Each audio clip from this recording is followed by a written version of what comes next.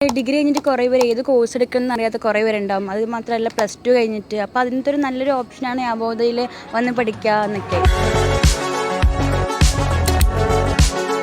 ഇപ്പം ഞാൻ റിവൈവ് ഹോസ്പിറ്റലിൽ ഇൻറ്റേൺഷിപ്പ് ചെയ്യുകയാണ്. അതും നല്ലൊരു എക്സ്പീരിയൻസ് ആണ്. നമുക്ക് ഇനി എങ്ങനെയാണ് ഒരു ജോബിന് അറിയാൻ ചെയ്യേണ്ടതൊക്കെ അവിടെ ചെയ്യിപ്പിക്കുന്നുണ്ട്. ഞാൻ ഡിഗ്രി പഠിക്കുമ്പോൾ തന്നെ എനിക്ക് ഇവിടുന്ന് ഒരു കോൾ വന്നിട്ടുണ്ടായിരുന്നു. അപ്പോൾ എനിക്കൊരു പ്ലാനിങ് ഇല്ലായിരുന്നു ഡിഗ്രി കഴിഞ്ഞിട്ട് എന്താ ചെയ്യേണ്ടത്. അങ്ങനത്തെ ഒരു പ്ലാനിങ് ഇല്ലാതിരിക്കുന്ന സമയത്തായിരുന്നു ഇവിടുന്ന് ഒരു കോൾ വന്നിട്ടുണ്ടായിരുന്നു. അപ്പോൾ പിന്നെ ഞാൻ അപ്പോൾ ഇത് കാര്യമാക്കിയില്ല. പിന്നെ ഡിഗ്രി കഴിഞ്ഞ ശേഷമാണ് ഇതൊക്കെ നോക്കാമെന്ന് വിചാരിച്ച് പിന്നെ ഹോസ്പിറ്റൽ മാനേജ്മെൻറ്റ് 2 കോഴ്സ് കൂടി വേറെ നോക്കിയിട്ടുണ്ടായിരുന്നു.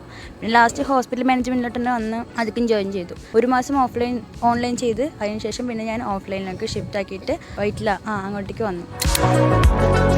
ഞങ്ങൾക്ക് സിനിമയായിരുന്നു ക്ലാസ് എടുത്തിട്ടുണ്ടായിരുന്നു. നമുക്ക് എന്തെങ്കിലും മനസ്സിലാവത്തില്ലെങ്കിൽ അത് എക്സ്പ്ലെയിൻ ചെയ്ത് തരും. അങ്ങനെ നല്ലൊരു ക്ലാസ് ആയിരുന്നു. എനിക്ക് പിന്നെയും ബെറ്ററായിട്ട് തോന്നിയത് ഓഫ്ലൈൻ ക്ലാസ് തന്നെയായിരുന്നു.